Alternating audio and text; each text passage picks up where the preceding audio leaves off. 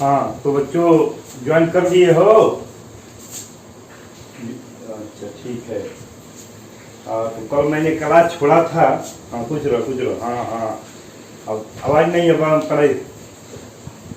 हाँ चोर क्या होता रे? गोठोलवा से चोर के कहा होता रे? तो जहाँ गोठोल पड़ता है तो पढ़ा होता नहीं है। चलो तो ठीक बात ना, तो घर ही पढ़ ले बहुत सके। हाँ तो कल मैं यहीं पर क्लास छोड़ा था कि धनायन कैथोड की ओर आकर्षित होते हैं ना। जहां पर उसके आगे लिखोगे धनायन, जहां पर धनायन एक या एक से अधिक, जहां पर धनायन एक या एक से अधिक इलेक्ट्रॉन,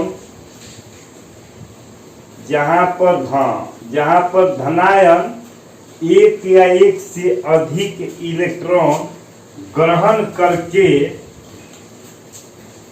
इलेक्ट्रॉन, आवाज हो रही है रे? इलेक्ट्रॉन ग्रहण कौन डिस्टर्ब करते हैं बोले? देखता कौन होता? संजय कुमार वाल्मीकि भगत तू सुधरत क्या नहीं खो है? तो बेटा ढेर दिन क्लासवा न खो रह गई, खाली चलो क्लासवा में सब डिस्टर्ब कर। तोरा मोबाइल बुझाते नहीं करे? अरे बोल हम तो साफा ना बुझाते, तोरा के पढ़ा देते नहीं और तोरा अभी तक टाइम के समझ में होते रहे। धनायन एक या एक से अधिक इलेक्ट्रॉन ग्रहण करके उदासीन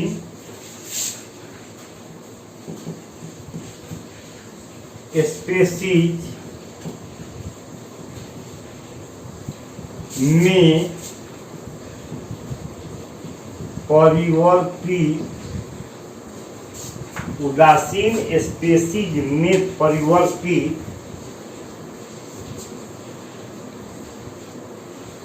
परिवर्तित होते हैं। अतः कैथोड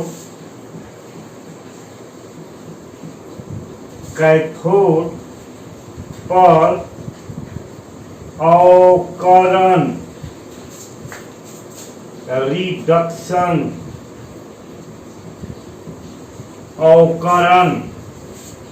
कैथोड पर अवकरण होती है।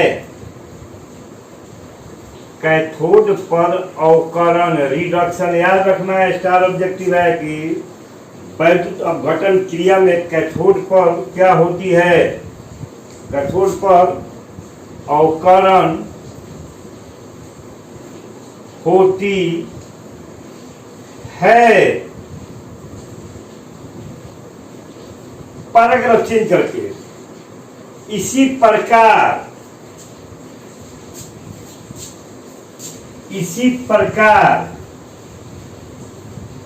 ऋणायन, इसी प्रकार ऋणायन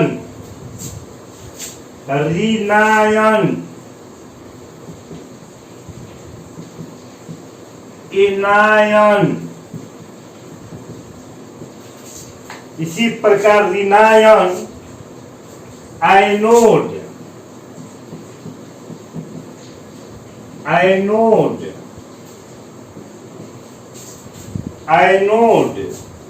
की ओर आकर्षित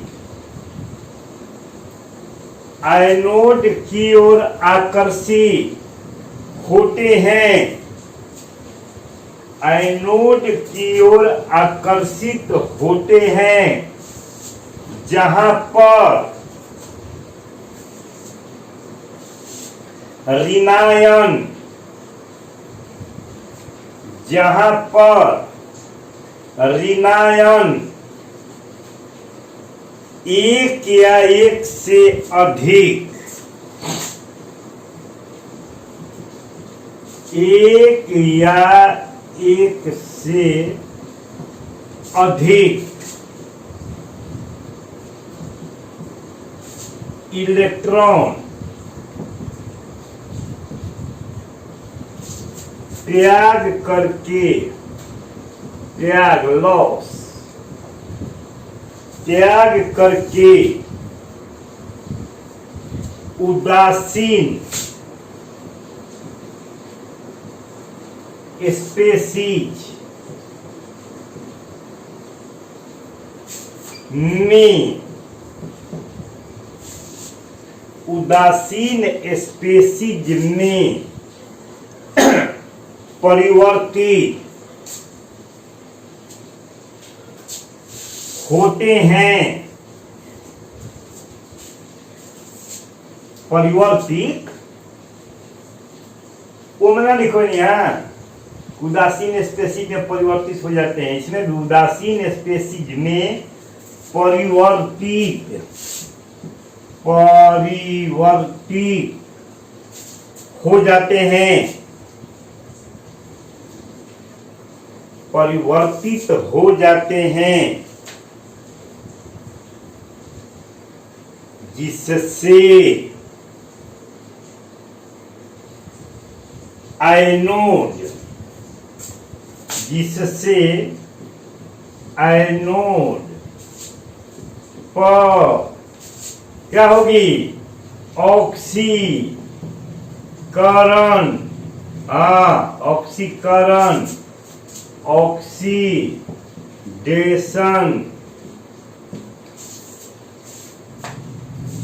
एनोड पर ऑक्सीकरण होती है।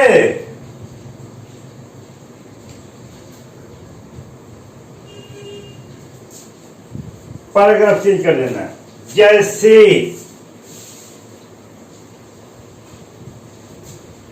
जैसे, इस जैसे को मैं ऊपर लिखा हूं, उसी उदाहरण को यहां रख रहा हूं। जैसे द्रवित NaCl के वैद्युत अपघटन के फलस्वरूप धनायन Na प्लस एवं ऋणायन Cl माइनस में परिवर्तित हो जाते हैं।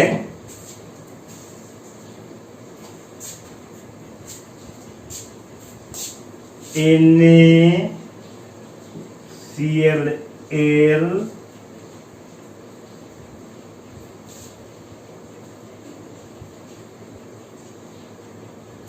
वैद्युत अपघटन, चाहे बालक लिख सकते हो विद्युत धारा परिवर्तन, क्योंकि द्रवित अवस्था या जलीय विलयन में विद्युत धारा प्रवाहित करने की प्रक्रिया ही वैद्युत अपघटन है ना।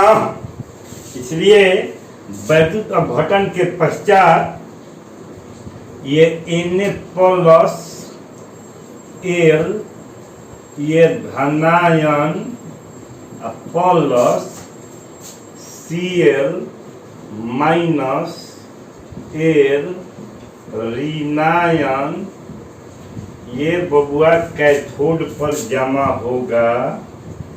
ये कहाँ जमा होगा? कैथोड पर, जहाँ पर अवकरण होगी, और ये जमा होगा एनोड पर, जहाँ पर ऑक्सीकरण होगी। ये रिडक्शन होगा और ये ऑक्सीडेशन होगा। लिख लो बढ़िया से।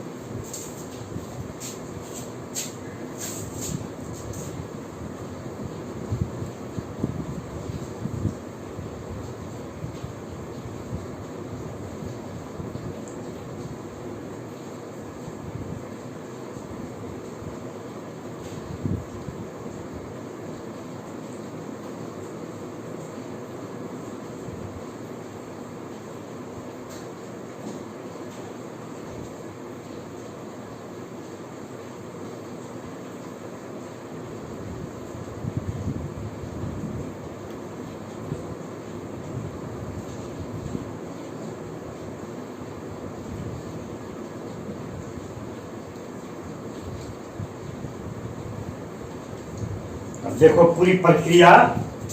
धनायन जो है वो कैथोड पर जाता है, एक या एक से अधिक इलेक्ट्रॉन ग्रहण करता है और उदासीन स्पेसी में बदलता है, जिसके कारण से वहां पर अवकरण होती है। ये सारी बात को देख लो।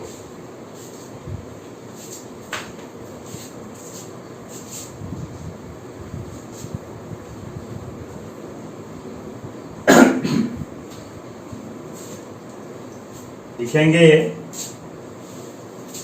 एट कैथोड, एट हिंदी का बोल सके। एट कैथोड का मतलब क्या हुआ? कैथोड पर छोड़ दी नो, हिंदी ना लिखी, समझ कर सुनो, लिख दी हिंदी लिख दी ना नो ना, ठीक है। कैथोड पर जाएगा करे, ठीक बात समझिए सब ना। हाँ ठीक है। देखो कैथोड पर Na+ जाएगा। अब यहाँ पर ए लिखने की जरूरत नहीं है, ठीक ना। Na+ जाएगा, एक इलेक्ट्रॉन ग्रहण करेगा, Na में बदलेगा। यही तुम्हारा उदासीन स्पेसीज हुआ। और जब इलेक्ट्रॉन बाएं तरफ जुड़ा जाता है तो बोलो ये प्रक्रिया को क्या कहेंगे? अवकरण, रिडक्शन, क्योंकि इलेक्ट्रॉन ग्रहण कर रहा है। ये समीकरण 1 हुआ। और इस प्रक्रिया को हम क्या कहते हैं? अवकरण अथवा अपचयन। क्या कहेंगे? अपचयन। अंग्रेजी में क्या कहेंगे? रिडक्शन। अब चलिए एट एनोड,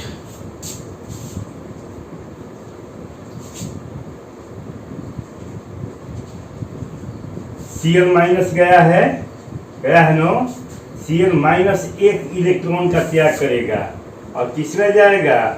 Cl में। ध्यान देना, ये माइनस है। माइनस मतलब कि त्याग करना, प्लस माने कि ग्रहण करना। इस माइनस को हम इधर ला दें, ये माइनस चिन्ह इधर आके क्या हो जाएगा? प्लस चिन्ह हो जाएगा। और मैथ बनाते हो, इधर माइनस है, इधर आएगा तो क्या होगा? प्लस होगा। होगा ना। तो इसको हम अथवा में लिख सकते हैं Cl- Cl प्लस E। ध्यान देना, 11 में बहुत बार ये चीज बताए हैं, नोट करके याद रख लेंगे। जैसे कोई कहे कि ऑक्सीजन, तो ऑक्सीजन अणु के रूप में O2 में रहता है। कोई कहे कि नाइट्रोजन, तो N के रूप में नहीं रहता है, N2 के रूप में रहता है। कोई कहे कि ओजोन गैस, तो O3 के रूप में रहता है, कभी भी O के रूप में नहीं रहता है। कोई कहे हाइड्रोजन तो हाइड्रोजन H2 के रूप में रहता है, कोई कहे क्लोरीन तो Cl2 के रूप में रहता है, कोई कहे फ्लोरीन तो F2 के रूप में रहता है, ब्रोमीन Br2 के रूप में रहता है, ये I2 के रूप में रहता है। माने कि ये परमाणविक रूप में नहीं रहता, इस कारण से ये अस्थायी होता है। क्या होता है? ये अस्थायी होता है। ये जब जाकर के Cl2 में बदल जाएगा तो ये अस्थायी हो जाएगा। इसी कारण से एक Cl नेगेटिव आयन और ये Cl में बदलेगा प्लस E। अब जा करके ये देख लो, एगो Cl आयनीय है, एगो Cl आयनीय है। क्यों ऐसा हुआ? क्योंकि ये जो होता है वो Cl2 फॉर्म में होता है। क्यों होता है? क्योंकि ये H2 के फॉर्म में होते हैं, F2 के फॉर्म में होते हैं। ये सारे गैस हैं। गैस हमेशा आणविक रूप में होती है, गैस कभी परमाणु फॉर्म में नहीं होती है। केवल 6 गैसें हैं जो परमाणु के रूप में होते हैं। वो 6 है निष्क्रिय गैसें। कौन कौन? Helium, neon, argon, krypton, xenon और रेडॉन। ये 6 गैसें हैं जो परमाणविक रूप में होती है। तो सारी की सारी गैसें जो होती है आणविक रूप में होती है। इसलिए क्लोरीन Cl के रूप में न रह करके किस रूप में रहता है? Cl2 के रूप में रहता है। इसी कारण से नहीं तो ये अस्थायी होता है। और जब एक और Cl आ करके इसको Cl2 फॉर्म में बदल देगा तो इसको जोड़ देते हैं, लिख देते हैं आयोडीन। आयोडीन माने जोड़ने पर 2 को Cl जोड़ेंगे तो 2Cl माइनस। ये देखो Cl 2Cl होना चाहिए, लेकिन ये Cl जोड़ोगे तो 2Cl के रूप में न रह करके कैसे होता है? Cl2 के रूप में 2Cl लिखोगे तो गलत होगा। इसलिए ये Cl2 प्लस E जोड़ोगे 2E, ये समीकरण 2 हुआ। और ये अस्थाई होता है। क्या होता है? ये अस्थाई होता है। जब ये Cl2 का फॉर्म में जोड़ लेना, 1 यहाँ साइलेंट है, 1 यहाँ साइलेंट है, ये क्या है? 2Cl हुआ, लेकिन 2Cl के रूप में न रह करके ये किस रूप में रहता है? Cl2 में। यही अस्थाई होता है, बालक Cl2 के फॉर्म में होता है, इसीलिए Cl2। अब याद करो, ये वो है, ये है Ra4, ये है OH4। कैसे बैलेंस करने का तरीका बताए थे? OH4 तथा Ra4 में इलेक्ट्रॉनों का संतुलन कैसे किया जाता है? 11 में OH4 तथा Ra4 में इलेक्ट्रॉनों का संतुलन हाउ मेनी, कैसे बैलेंस बताया था रेडॉक्स में? वाह वाह। अरे एगो Ra4 हुआ, एगो OH4 हुआ, दोनों में संतुलन कैसे पढ़ाए थे?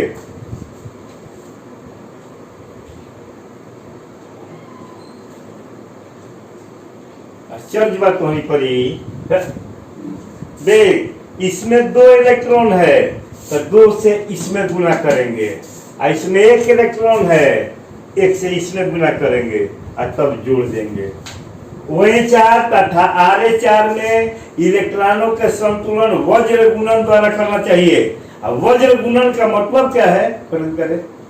वज्र गुणन का मतलब है कि ये जो इलेक्ट्रॉन है उससे गुना इसमें, ये इलेक्ट्रॉन है उससे गुना इसमें।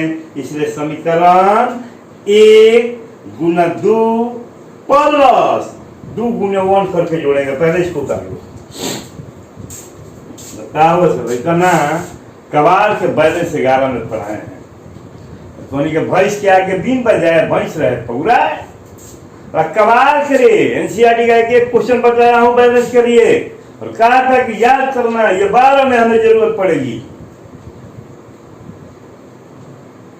जाकर गधा रेडॉक्स अभिक्रियाओं का कॉपियां निकाल कर पढ़ो सो, मतलब फिर एक सर पढ़ा दिया, फिर से आपको जीवो सो। इतना बढ़िया से बैलेंस समझाया, हाथ ना बड़ा सा बैठा, लेकिन एको के ये बात याद नहीं थे। एकरा से हेकरा में गुना, एकरा से हेकरा में गुना करके जोड़ दे, इसी को क्रॉस मल्टीप्लिकेशन। 1-2 गुना कितना क्वेश्चन बताएं, एनसीईआरटी का सब प्रॉब्लम बताएं, महीनों बता दी। तो कौन महीना में पढ़े बनी? जनवरी महीना में। भाई क्या अभियो जाके अभियो कुछ पीरियड नहीं दे रहे, डॉक्टर अभिक्रिया के काम 10 का नोट लिख के पढ़ाने शुरू करें। इलेक्ट्रॉन त्याग करने की प्रक्रिया को, ऑक्सीकरण और इलेक्ट्रॉन ग्रहण करने की प्रक्रिया को लिख के तब पढ़ाना शुरू करें। हम याद करो सब, जब बैलेंस आएगा तो इसमें का इलेक्ट्रॉन से गुना इसमें, और इसके इलेक्ट्रॉन से इसमें गुना करके एक को RH कहते हैं, एक को OH कहते हैं। ये अवकरण है, ये ऑक्सीकरण है। हो गया? सब उतार दिया? अरे हो गया, हो गया। कॉपिया 11 हैं? ठीक हैं? चल वीडियो रही देख लिए ना बुझे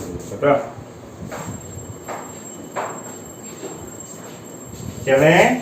समीकरण 1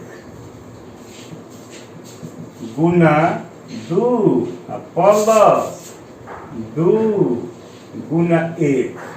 तो समीकरण 1 है Na प्लस ई Na, इसमें गुना करना है गुना 2। अभियो याद पड़त हो कि अभियो नहीं याद पड़त हुए 1200 महान वर्ष रहता से क्लास में नू तो बांस निकाल के हमार बांस पहले कबार के मरत दिया तब पढ़ाई थी कहीं के पढ़ सब बहुत पढ़ैले बनी कतनो साल लॉकडाउन लागल बता पढ़ैले बनी आधा कंडे देवा मास्टर वाला हाल बा पढ़ते नहीं सकत तो हम का कर। देख बउआ, लेफ्ट के लेफ्ट में या राइट के राइट में 2Na प्लस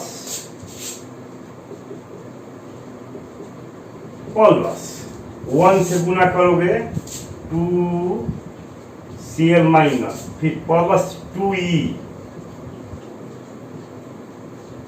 ये 2Na plus Cl2 plus 2E 2 से 2 ये इलेक्ट्रॉनों के काटे खातिर बजट गुणन कर देला।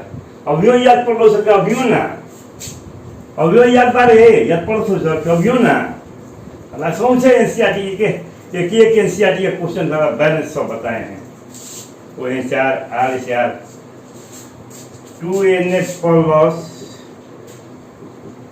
Plus 2Cl minus 2Na plus Cl2। ये बउआ कैथोड पर जमा हो सोडियम और क्लोरीन गैस कहा जाता है। इसको क्या कहते हैं? क्लोरीन गैस है जी घेर दो। और क्लोरीन गैस जो है वो कहाँ जमा होगा? एनोड पर। इसलिए पूछेगा कि द्रवित सोडियम क्लोराइड के वैद्युत अपघटन पास कैथोड पर क्या जमा होता है? तो सोडियम कैथोड पर सोडियम और एनोड पर क्लोरीन गैस मुक्त होती है। देख लो सर। अब चले हम लोग पढ़ेंगे फैराडे के वैद्युत अपघटन के नियम। एनसीईआरटी सिलेबस 2009 से आई हो जो देखने से 4-5 बार फैराडे के वैद्युत अपघटन के नियम पूछा है ना।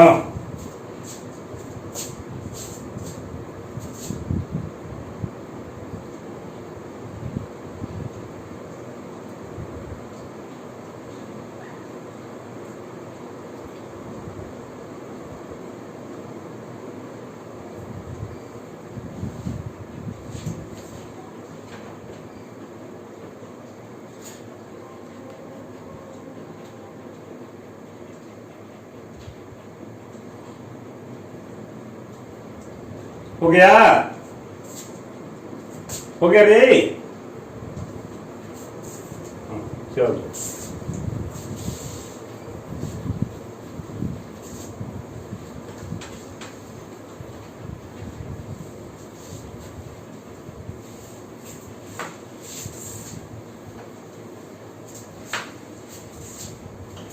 याद रखना गैस कभी परमाणु के रूप में नहीं होती है। जब होती है तो अणु के रूप में होती है। केवल 6 गैसें हैं जो परमाणु के रूप में होती है। वो 6 गैसें कौन कौन है? Helium, neon, argon, krypton, xenon और रेडॉन। ये 6 गैसें जो हैं वो परमाणु के रूप में होती है। तो सारी गैसें अणु के रूप में होती है। कौन रे? अभय तुम देख तो देख के घटाओ सब।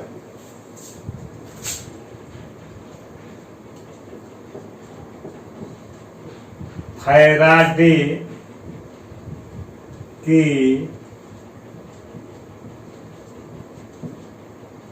फिजिक्स में पढ़े हो सके, फैराडे के वैद्युत अपघटन के नियम, फैराडेज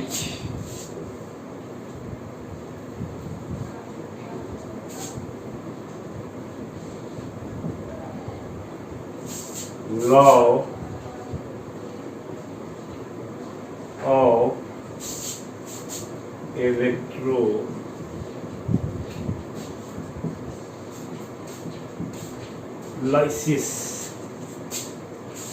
फैराडे के वैद्युत अपघटन के नियम। लिख लो हेडलाइंस। स्टार क्वेश्चन देखो, 5 बार ये क्वेश्चन पूछा है, एकदम समझ ले। दू को नियम बा, कभी पहले का नियम पूछेला, कभी दूसरा का नियम पूछेला, कभी दोनों पूछेला, ठीक बनो।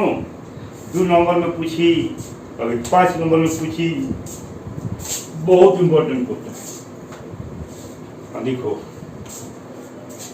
सन 1833 में माइकल फैराडे, पूरा नाम था माइकल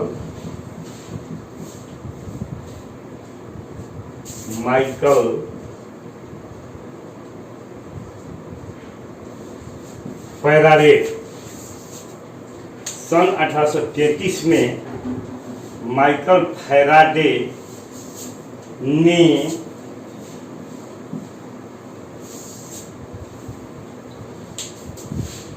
सन 1833 में माइकल फैराडे ने वैद्युत अपघटन, लिखो, ने वैद्युत अपघटन के संबंध में,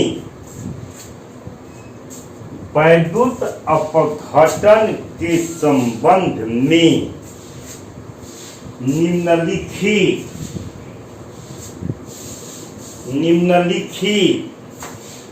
2 नियमों के,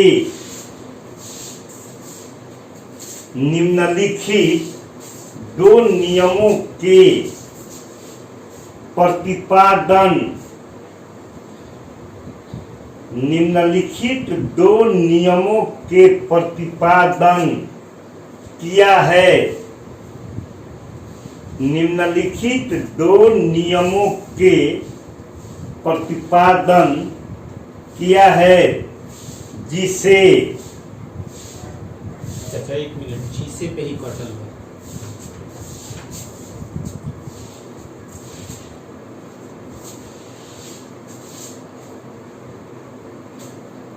कुर्सियाँ कहाँ लेके भागी?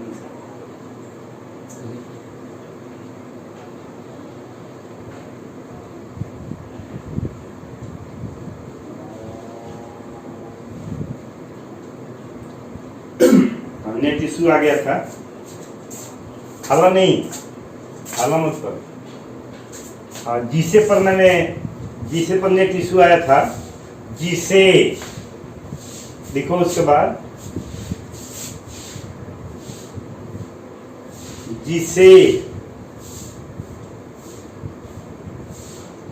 फैराडे के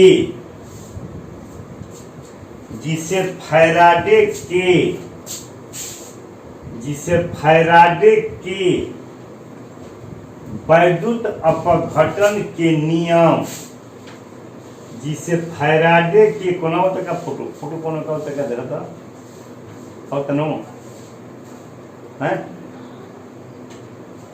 धनंजय और प्रेम कुमार। धनंजय प्रेम कुमार सुधर जा बेटा, जान जीव, तुरंत मारा रिमूव साफ हो जीव।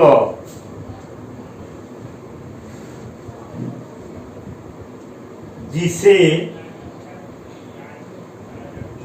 हटा दे, छोड़ दे बस। वो चल, जिसे फैराडे के वैद्युत अपघटन के नियम कहा जाता है, जिसे फैराडे के वैद्युत अपघटन के नियम कहा जाता है। अब चले फैराडे के वैद्युत अपघटन के प्रथम नियम।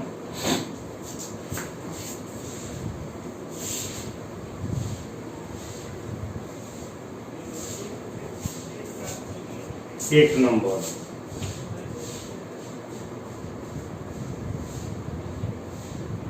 फैराडे की वैद्युत अपघटन की प्रथम नियम फैराडे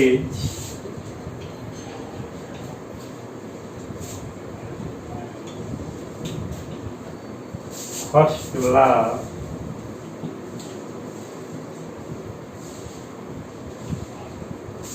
of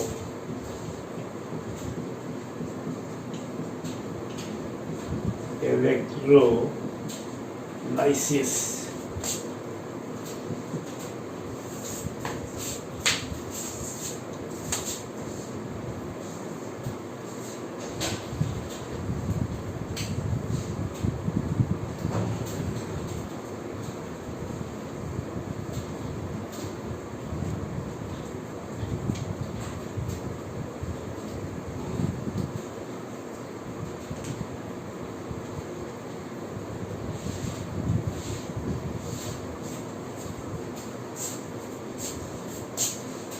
इस नियम के अनुसार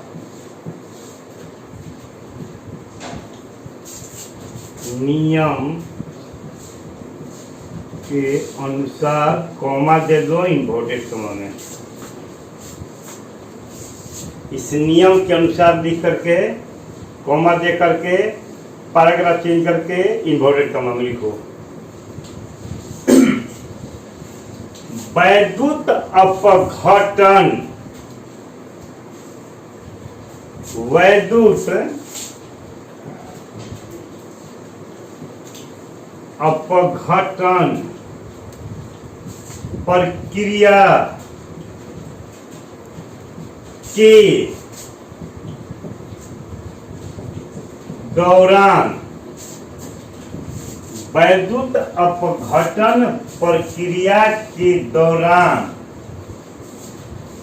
प्रत्येक इलेक्ट्रोड, इलेक्ट्रोड का मतलब चाहे कैथोड चाहे एनोड, प्रत्येक इलेक्ट्रोड पर मुक्त,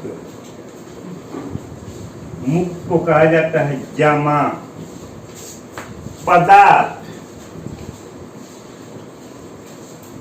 की मात्रा वैद्युत अपघट्य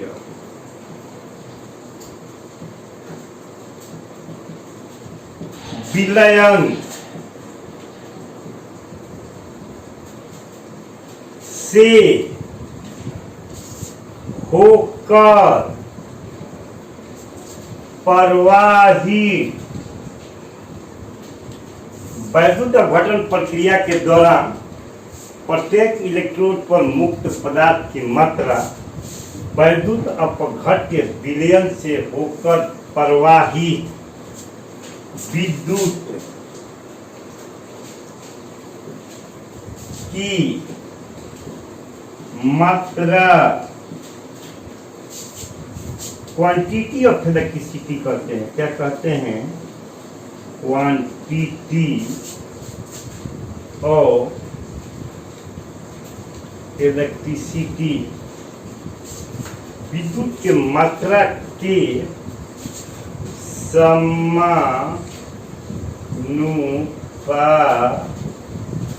पी होते हैं। बढ़िया से लिख लो। 2 नंबर में तो हतन नियम में लिखे का बोल सके अतने वैद्युत अपघटन प्रक्रिया के दौरान प्रत्येक इलेक्ट्रोड पर मुक्त पदार्थ की मात्रा वैद्युत अपघट्य विलयन से होकर प्रवाही विद्युत की मात्रा के समानुपाती होते हैं।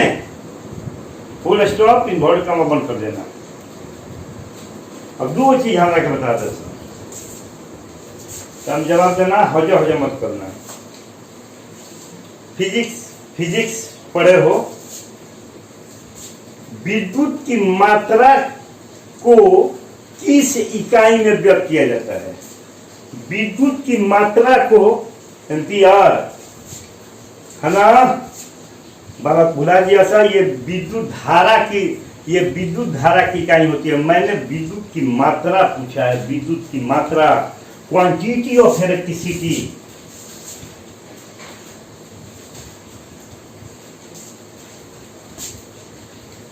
याद रखना, कहो, बोलो ना।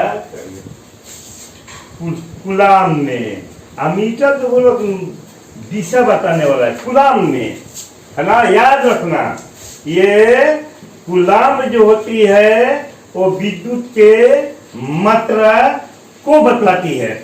और सबसे बड़ी इकाई विद्युत की मात्रा की इकाई होती है फैराडे। वही फैराडे यहाँ देख ले वाला, समझा? विद्युत की मात्रा की सबसे बड़ी इकाई जो होती है वो क्या होती है? फैराडे। और एक फैराडे में कितना कूलम होता है? एक फैराडे 96,500 कूलम ये होता है, समझा? इसलिए ये बात याद रखना कि यदि विद्युत धारा कोई पूछेगा तो कहोगे एम्पियर, लेकिन यदि विद्युत की मात्रा कह दिया तो विद्युत क्वांटिटी ऑफ इलेक्ट्रिसिटी को कूलम में या फैराडे में व्यक्त किया जाता है।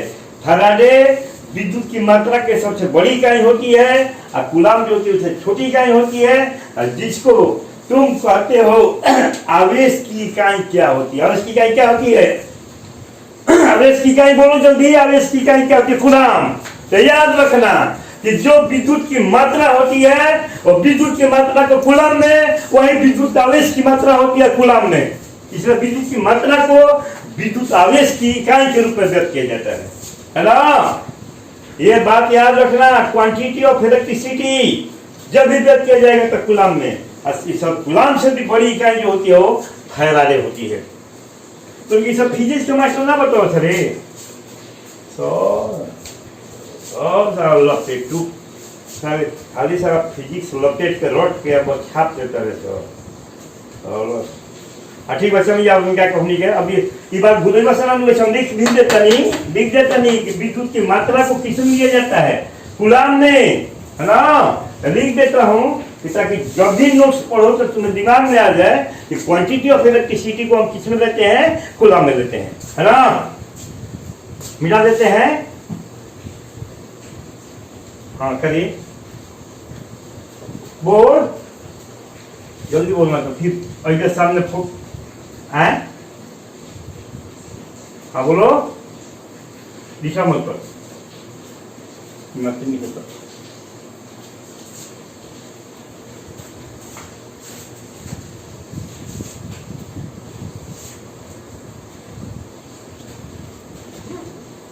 लिखेंगे माना कि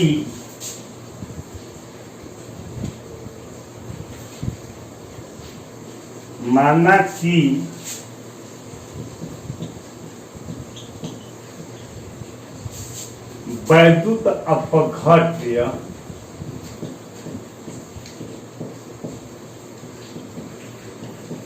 के विलयन से होकर क्यू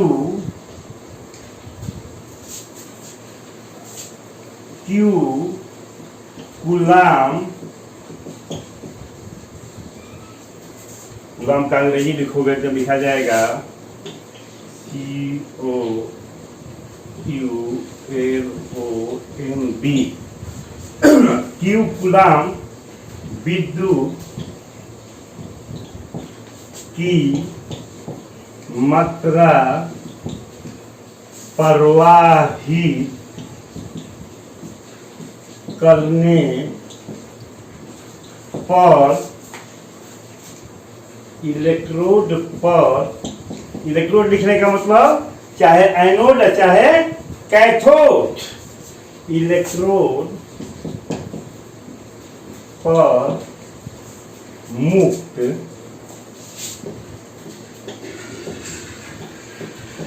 माने कि जमा पदार्थ की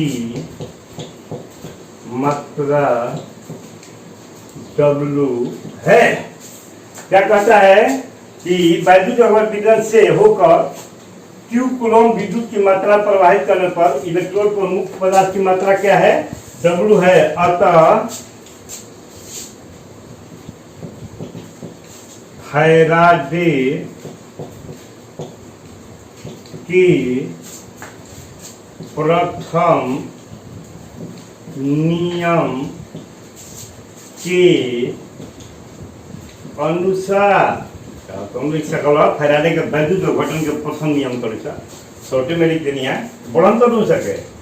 फैराडे के वैद्युत घटन के प्रथम नियम के अनुसार तो ना कभी कि समझ ही बस हो गए नो। हाँ क्या कहता है कि मुक्त पदार्थ की मात्रा वैद्युत अपघट्य विलयन से होकर प्रवाहित विद्युत की मात्रा के समानुपाती होता है। तो वो इस नियम के अनुसार क्या होगा? W समानुपाती Q होगा कि नहीं? मुक्त पदार्थ जमा पदार्थ की मात्रा क्या है? W। और कितना कूलाम विद्युत की मात्रा प्रवाहित हो रहा है? Q coulomb. तो बोलो कि W समानुपाती Q होगा। और समानुपाती हटाएंगे तो क्या देंगे? बराबर का चीज Z Q। यह समीकरण एक, जहां Z एक समानुपाती स्थिरांक है जिसे, और यह याद करे तो हो सके, जिसे विद्युत रासायनिक तुल्यांक, जिसे विद्युत रासायनिक तुल्यांक इलेक्ट्रोकेमिकल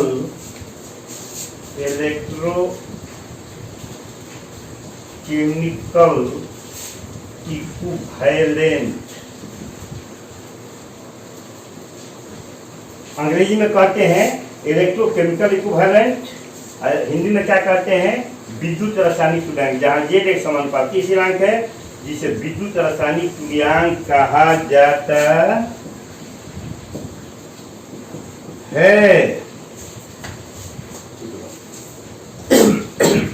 14 साल के क्लास से टाइम हो गया है, इसको कल आगे बढ़ाएंगे।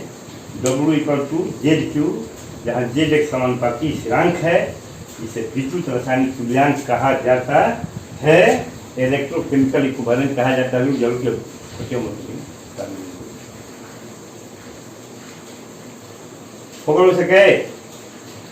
हो गई? हाँ